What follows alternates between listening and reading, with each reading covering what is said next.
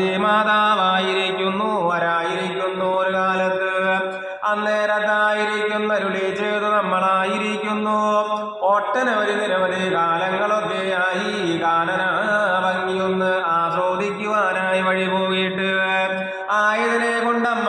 പരമേശ്വരി മാതാവും അച്ഛൻ പരമേശ്വരനും അങ്ങനെ കാനനത്തിലേക്ക് അങ്ങനെ കളിച്ചും ചിരിച്ചും ഉല്ലസിച്ചും അങ്ങനെ വഴി നടക്കുമ്പോ അന്നേരത്താ